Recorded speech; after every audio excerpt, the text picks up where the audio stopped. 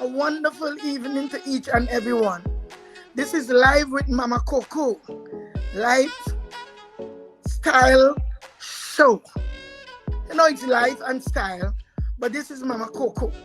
And this evening I have the pleasure, yes, to have young Miss Burris here with us this evening. And she is one of the youngest representation that we will get from Tobago. She and the now representative for the west of Tobago to enter Parliament as a representative. And this evening she's here to show why she is good as any and maybe better than many. This young woman I am going to introduce to you is very talented. She's witty, she's clever, she's intelligent, she's smart, and most of all, she's ready to do what Tobagonians need to move Tobago forward in the future. She's young and she's here representing the young people. This evening, I am here not for any special political party, but for special political people. Yes, no matter what party you representing, I am here for you. I'm here to speak to the people because my mission that I took up, and I took up a mantle to move, to showcase politics from a different point of view, to take away all party and partisan out of the politics and deal with people, deal with the young people, deal with life. It's Tobago forward and not backward. It's Tobago moving and not Tobago stagnant. And we need a new bunch of young people. We need new blood. This is a new day and a new time. And this evening, without further ado, let me welcome Miss Young.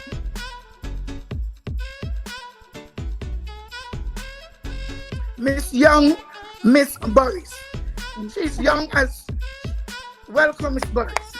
Thank you. Good night. Thank you for that introduction, Mama Coco. And you are welcome. Tonight I want to match you up with young Marshall Montano. When I saw your picture, I remember him on the stage telling the world that they say he was too young to soca. Too young to soca, yes. But they're making what? Joke. Well, you are like Marshall, yes, to me. When I saw you and I saw your picture, you are also as young Natasha Wilson, who came out on the stage in a little heel, jumping around the stage. Sweetie, auntie. Well, that is how my spirit picked you up. So let me introduce you to some people and reintroduce you to some people. Thank you very much. Thank you. So, Miss Burris, I want to ask you, you are Miss Tashia Grace Burris. The grace in between your name signifies a lot. For it is with God's sufficient grace. God said his grace is sufficient for us. So are you sufficient for us as a young politician? I am more Tell than us. enough. Yes, say it again. I am more than enough. Amen. To be quite honest, growing up, I hated my middle name because when people found out in school that my middle name was Grace, they said that's an old lady name. Grace before meal. Grace corned beef. So they used to tease me about being Grace corned beef when I was in school. But my mom actually gave me that middle name. My sister, I have one older sister. Her first name is Diana. So she named my sister after Princess Diana, and I was named after Princess Grace. So that's absolutely awesome. So tell us, who is Tashia Grace Burris? Tashia Grace Burris is a student of life and a woman in evolution. You know, if you had asked me this question 2 years ago, I would answer differently to the answer that I'm going to give tonight. I love people, and because I love people, I am always observing situations and experiences and getting from my environment the situations and experiences that I could learn and evolve from. And certainly, like, my life's journey has been one of evolution. I'm deeply grounded in my faith, and my belief in God and my spiritual life. I'm deep grounded in my family life. So for me, family is the most important thing to me. Because of that, everything that I do, every decision that I make, I have this foundation of family. And when I think about where I have come to in terms of my experiences growing up, being a young single mother, going to university, working, every decision that I made has been rooted in family. And because of that background, serving people is just my natural, that's the thing that I was born to do. I was born to be in service to people. Everything that I've done in my life has been. Could you raise your voice a little? Yes. Okay, sorry about that. Yes. You're hearing me now? Yes, very good. Yeah, so good. I don't want to shout too loud, so no, you're not shouting. Yes, so what I'm saying, you're not shouting, but we want people to hear every word. How grounded you are, and what religion you belong to, if you wish to share. Right. And because you said every decision you make. You said every decision you make in family and principles. Yes. That kind of thing. Go ahead. Is everything okay? Are you it's grounded in my love for family. Yes, it's grounded in your love for family. Tashia Grace, yes. Tashia Grace Burris, a fighter. I'm hearing you. Nice. What was it like to grow up as Tashia Grace? Like with your family, friends? Are you a friendly person? Are you a friend? Oh my God.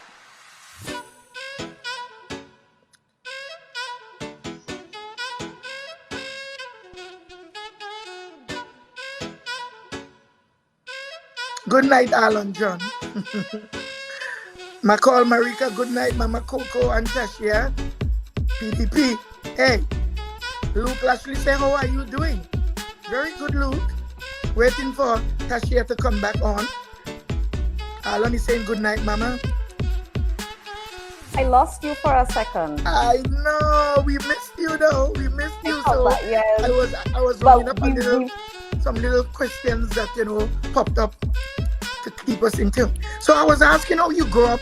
Are you a friendly person? Do you have any name of friends that you remember from childhood? Tell us about you. Tell us. Oh. I am the third of 6 children. So I came from a relatively big family. I have 1 sister and I have 4 brothers.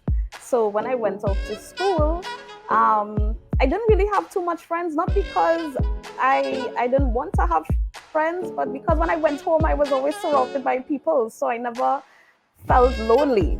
Yes, but I had a friend from primary school, Simoy and Christine and Ariane and Terry and a bunch of others. And primary school was just the opportunity for me to somewhat escape from home life, because my siblings and I were born very close. It was like literally one behind the other for the first 4 of us. So school gave me the opportunity to be in a different environment and around different people. But then when I went back home, I still also had my audience there. So I'm really close with my brother after me. He's like 2 years younger than me. So we kind of paired up, and my older sister and my older brother, they were close growing up. So we paired off boy, girl. And then the two came in the end. I don't know what. So the first 4, like literally one behind the other, and then the other 2 kind of came in the tail end. So growing up was wow, because I was born in Canaan. My father delivered me. So the house. Your father delivered you. Your father was a doctor. So he delivered me in a house. My father No, my father was a fire officer actually. So I always say he plucked me from the hands of God straight into the world. And we left Canaan soon after and moved to Scarborough. I always felt I was special because I wasn't born in the hospital. I held that up as a badge of honor because my birth certificate said Canaan. It did not say Scarborough Hospital. It said Canaan, which means I have proof that I was born in a house in Canaan. And we lived in Scarborough for the first half of my life. So I was there up until about 13 years old. And then my father built a house in Susulan, and that's what spent the rest of my growing up years. So Canaan, Susulan, Scarborough. So Susulan is in Mount Pleasant, isn't it? Yes. So we moved there when the community was now being built. So I saw the community transform. When we moved there, the roads weren't paved. There were a few street lights, but nothing like what it looks like today. They didn't put in drainage yet. A lot of the lands were not yet developed. People were still getting their houses built. And the whole concept of how that development came together was the Lenhan Susulan's concept, which is people came and people were assisting persons in building their house. So I could remember one particular day when we had to cast the foundation for that house. And I could remember we were living in Scarborough and mommy had to get up and cook one set of food. So it was cake and cocoa tea and chicken and this and that, because the idea was all the guys would get together in the community, all daddy's friends and everybody. And the food had to go down there because so the food and the drinks and nuts. And I can remember watching that and remembering that as a distinct memory growing up and how Tobago used to be. I mean, there's still parts of Tobago that are like that. But then it was how we operated. It was our life. The idea that each one helped one. And it's something that I think we need to get back to very, very quickly. So aside from that, I was very close with my grandparents on my father's side. So they palliative year. So as a rule, every July, August vacation, we would go spend time with my grandmother and grandfather at Bamboo Hill in palliative year. And I always look forward to that every single year for a couple of reasons. One, Granny does always feed you. Once you have a grandmother from country, you're eating 5 times a day. So I look forward to getting the bake and the fried fish and all of that good stuff. Yes. And then my grandfather used to work garden, so you're getting the fresh fruits, you're getting the cocoa, you're getting the cane, you're getting whatever is in season. And the sea was right there. It was very close to Palliative Beach, so I would fall asleep to the sound of the wave. And every afternoon I would walk down to the bay and sit on the sand and play on the beach, and that was paradise for me. So Palliative came to symbolize home, and my retirement dream is to actually build a cabin in Palliative and just go up there and live again. But I have some work to do first before I could think of retiring, right? Yes. So yes, you have a challenge here. You have Tobago. You have Tobago to transform. Yes, I do. So Palliative was one place that is embedded in my heart, embedded in my blood. And my father emphasized a love for family and emphasized with my brothers and sisters for us to keep close and look out for one another. He always used to all for one, one for all. I think he took that from Three Musketeers. Like mantra, all for one and one for all when we were growing up. So that's right. That's the way I know. That's the way I know your family. I went to school with your Uncle Burris and your Aunt Sheila. Right. So how much pressure you think you went through to live up to the name of Burris? Because the Burris are very articulate and brilliant people. I wouldn't even call it pressure. My parents always emphasized that need for education. My father not having a high school education. When he finished primary school, he went to leaving, and then he went to trade school, and then he entered the fire service. My mother, she left primary school, she went to typing school, and she but then when she got married, she kind of stayed home, took care of us. But early on, because my mother was my first teacher, I did not go to preschool. My mother taught me my ABCs and my colors and everything. Wow, She well prepared done, me for Mama. life. So they always instilled in us the need to pursue an education. I think for me, especially with my grandfather, because I was really close to my grandfather on my father's side, he recognized early o'clock that I had like a special quality. So when I used to go up there for holidays, he would sit with me and we would have conversations and debates, and he would give me books to read and he would read to me newspapers. And I soaked up everything that he shared with me. And that is why I still have a love for reading to this day. Reading is not my number one pastime. So at any given time, I'm in the middle of 3 or 4 different books. And when you have a love of knowledge, you are always in a position where you can learn from the world around you, you can adapt, you can always articulate, you can explain yourself, you can communicate with different people at different levels. And that's something that I learned to do very early. When I went to primary school, the thing that drove me in terms of academic excellence was the fact that I just always wanted to make my parents proud, in particular my father. My father has been, what can I say about Daddy? Daddy has been, he's just been this figure in my life. I always felt like if I had to make him proud, that in me, or so much we're having some potential. problem.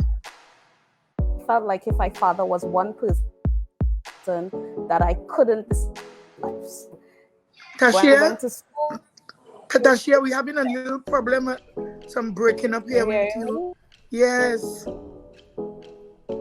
Where I could hardly hear your words. I'm hearing you still. And you are hearing me well, okay? Oh. Yes, I'm hearing you well. Go ahead. Let us hear about this great daddy. Yes. Daddy worked hard. And I think that if I have to compare myself to anybody that I know outside of all of my siblings, I think that I'm the person that close resembles how my father operates. Yeah. Because my father was one that he decided early o'clock, because they started their family relatively young. It's only recently we had the conversation about how he met mommy and how they came about having family and stuff, because it's never a conversation. It wasn't a conversation I had before. I just asked and had a 2-hour conversation outside of my house. I'm at about midnight at night. Yes. And he let me know that as a young man, when he first saw my mom, love at first sight. And he knew that that was the woman that he wanted to marry, and he knew that that was the woman that he wanted to have a family with. And for him, it was always in his mind that this woman that he loved, and he had to take care of these children. And everything that he did, all the sacrifice that he made, ensure that we would always have a home, regardless of what we do, regardless of we succeed or not in life, that always come back home. We could always have a home. And I'm having difficulty hearing you, so I hope the audience is getting the best of this show, because it is awesome, but I'm not hearing you well, so I don't even know how far you at with answering the question. Hold on. Talk now, let me hear you now. Yeah. So brothers and sisters, tonight we are experiencing some technical difficulties, and I hope we can address it and get it to be normalized. And Alan John is saying, and Trinidad, don't leave us out.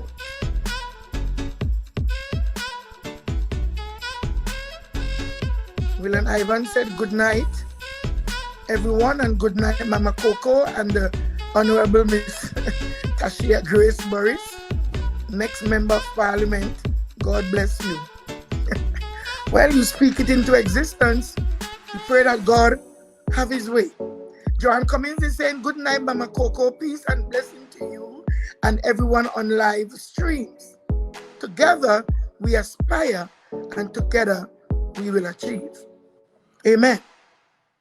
McCall Marika is saying, Tashia, let's get on the ground. Let's make you a household name. PTP Spartans. PDP. Alan John is saying, good night, dear heart, and welcome.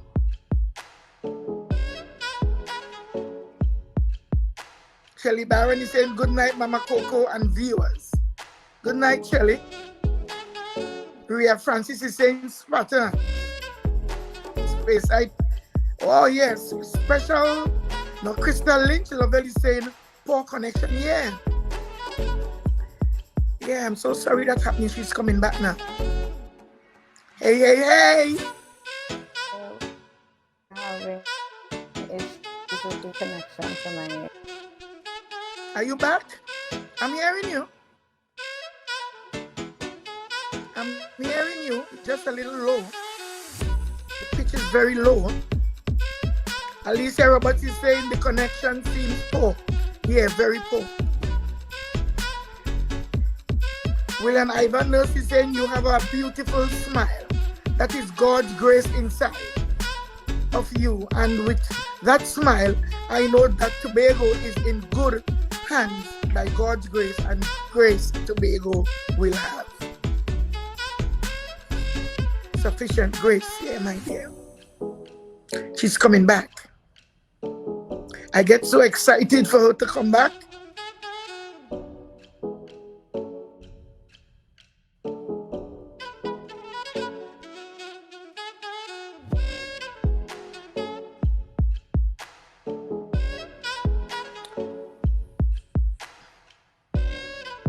Yes, tonight is a strange night we are having. Yes, are you back now? Let me see. Hi. Hey. But you know what? I hope so. Let's move on to our other question. We will come back. Maybe this question here is created because we want to know more. We want to know more about how you're growing up. But if this thing is going like that, we have a lot of stuff to deal with. Yeah. Well, the connection. So I hope it's good from now on. Yes. So tell us about your educational journey. So as I said, my mother was my first teacher, and she always had this natural inclination for teaching. Even now during COVID, she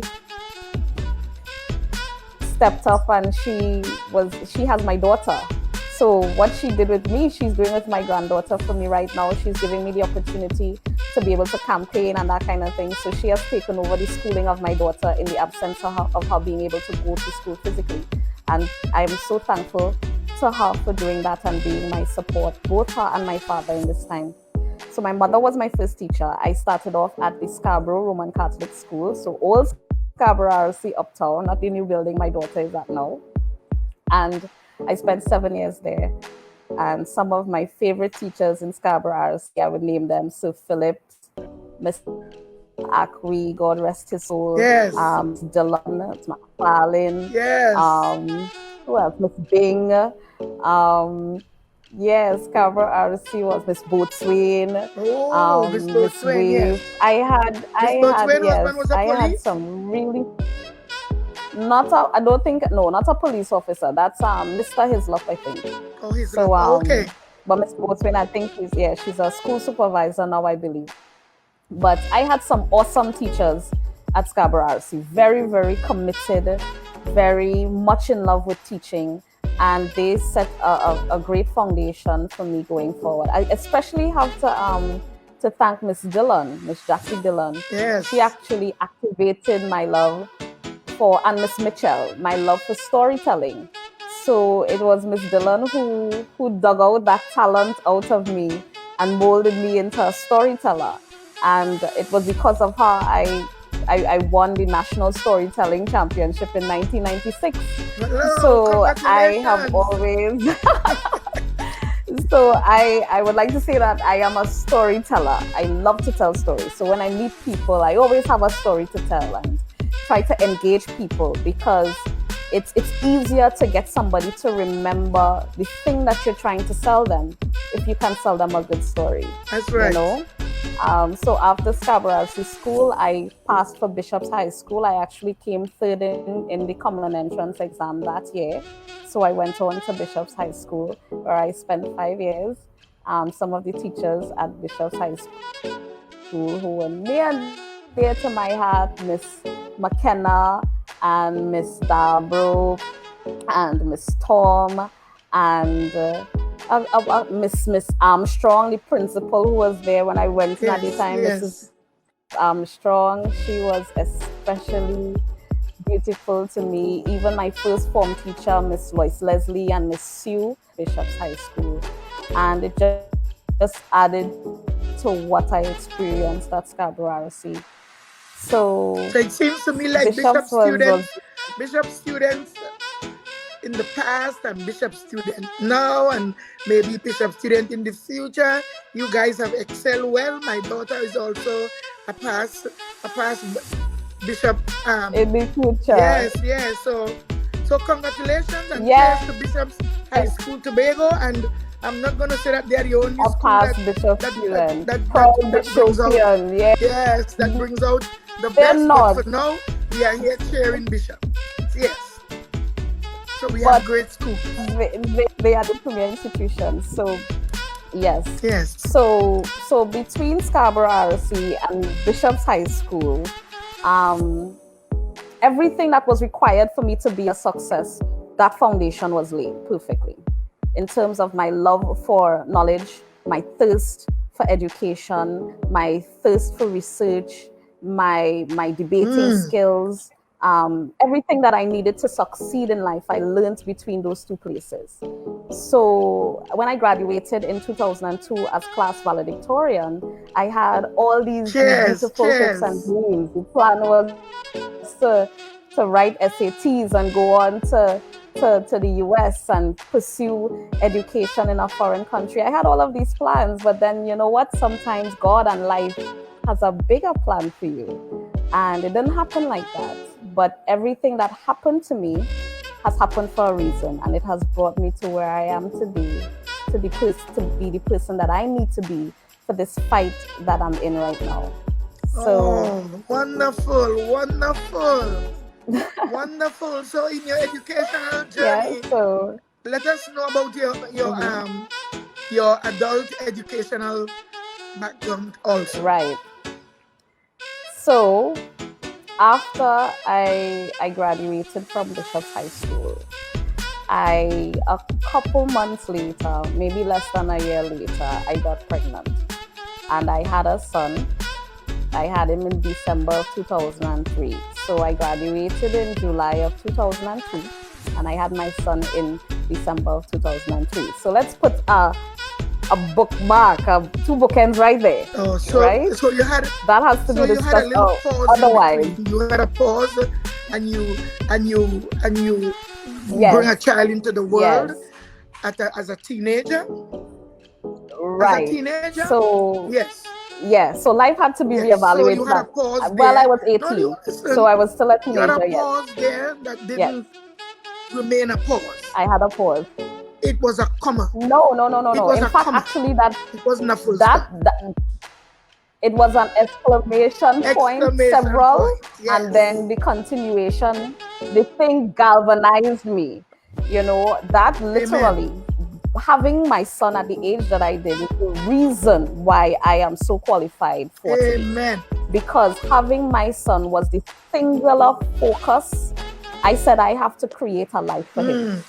I have to show him that sometimes life throws situations at you that you are not prepared for. It doesn't mean that the thing that you want to do needs to stop. It's not a stop sign, right? So that every time I actually started university before my son turned a year. I started in September of 2004. And I had to work in the week. So I had my full-time job and I would go to school on weekends. And in Trinidad, so I had to go down on the boat on a Friday night and land in Port of Spain 4 o'clock in the morning, and class starts at 8. So all my So where was classmates the coming baby? from Arima and St. Augustine, they could roll out. Where was the baby? Baby was with mommy. Oh, nice. Baby was with mommy on our weekend, yeah. So, and you see, it's important to have that support system, and I had that. Even though my mother at first was kind of apprehensive about me starting university, so soon after I had him, I actually got a scholarship, and my father said to me, take it. We will support you. You just make sure. That's why my father is such a driving force in my life, because my son, I would say that my father is really my son's de facto father. He was the man that raised him. Hey. And that only happened because I had them as that support system for me. Amen. You know, so even though my son was my driving force, I needed support behind me to be able to do the thing. And my parents, they were that support behind me. So that failure was never an option. Too happy. They were not happy. Of course they weren't. Of course they weren't. Who would be? Of course they weren't. But the thing is that my parents would never allow me to become a statistic. Amen. They would never allow. As long as they are alive and they have breath in their body, they will try with me and all of their children, because they see greatness in us. They have always seen greatness in us. They have always spoken greatness into us. We don't always agree. We don't always see eye to eye. We don't always have the same ideas, because they grew up in one area and we grew up in a different one. But the underlying, everything, the foundation of that is this: I see greatness in you. I am your parent. You are my blood. I will fight for you. And that is how, that is me. Yes. My children are my blood. I would fight for them. Tobagonians are my blood. I will fight for them. I would fight for them. And that is why everything that has happened to me, good, bad, ugly, in between, has prepared me for this fight. I am excited. I don't even think about the possibility of anything else other than victory, because I know that I am the fighter that Tobago needs at this time. So just as how my parents believed in me, I believe in myself.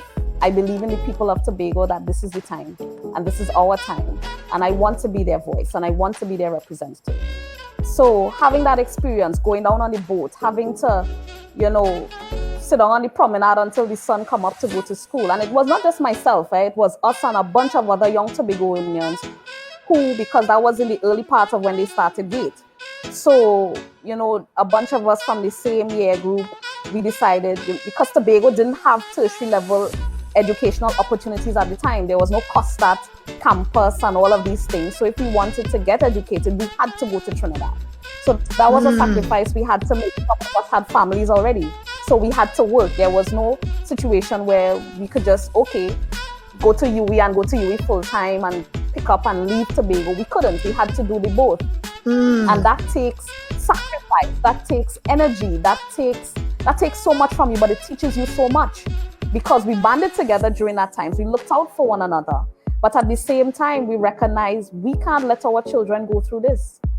Why can't we live in a Tobago where our children can grow from preschool to primary school to high school and get tertiary level education on the island? Yes. Why should we be subjecting our children to having to go on the boat? Because sometimes the schedule off, the boat break down, all different things happen. The plane, we always had issues with the inter-island ferry service, and students always suffered.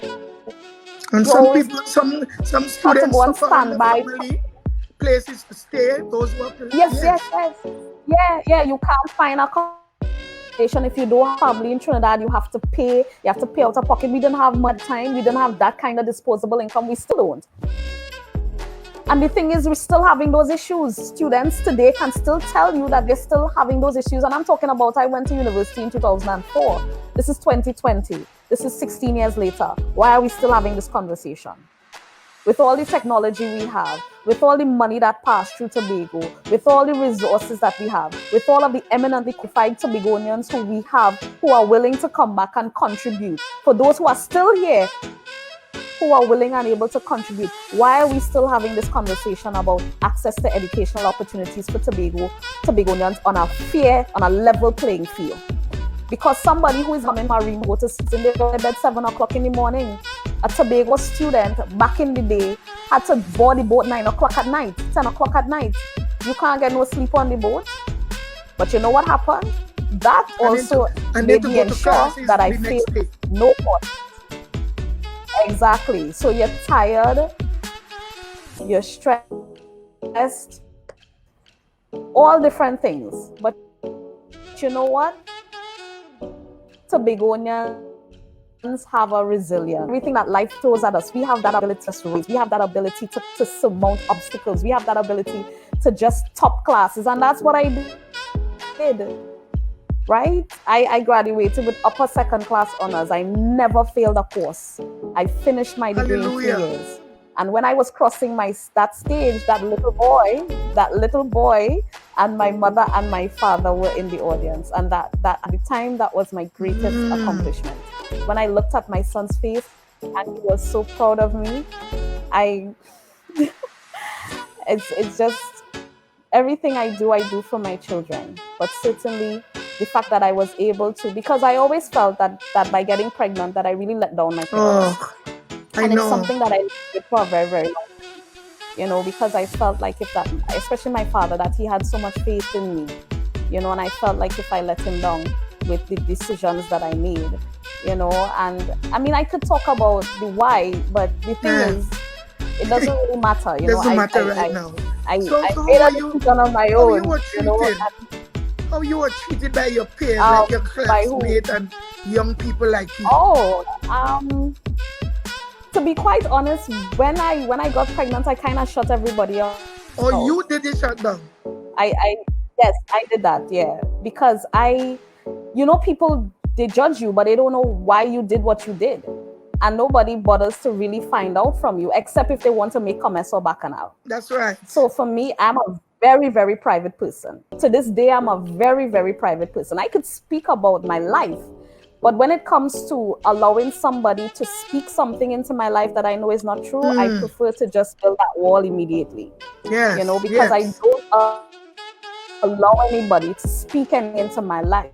You don't know why I made my decision. You don't know what was happening in that situation for me to have made that decision. So, although I am the one that has to live with the consequences of that. And I have no issue living with the consequences. So I don't think we should have a problem with me living with the consequences of my decision, and that's okay. I have no problem explaining to anybody who wants to know. The thing about it is that I believe, honestly, that if I didn't have my son at 18, I wouldn't be the woman that I am today. And I wouldn't be where I am today. And I wouldn't be the fighter that I am. And I wouldn't be the person who's qualified as I am. And I wouldn't be the person who came back to Tobago or who has stayed in love with her island and wants to see her island progress. Because now I have a stake in here. I have a legacy. I have children. When I think about the legacy that this generation, that we are leaving for our children, we need to do something now. We are doing them a disservice. We are doing our ancestors who went before a disservice. Because we have resources. We have opportunities that they didn't have. And we are in a position now to make the change. And we playing the fool. And it's time for us to stop playing the fool. It's time for us to get up and get. It's time for us to build this Tobago in the way that it needs to be built. It is the time for us to pull our island back from the brink. So my drive has always been betterment of people and being an example to my own children. So yes, making my parents proud, but bigger than that, I have 2 children that I need to leave a legacy for and to pave a way for. And it cannot be that as Black people, we always keep starting over. We keep restarting. So we get through with something, we tell ourselves, well, the next generation will fix themselves. And we squander with this, we spend money with this and whatever. And when they come up, they now have to start over again because we didn't pass the baton. We didn't pave the way for them. We just left obstacles, we left brambles, we left thorns in their path. And we just keep having to start over a generation. There's no continuity.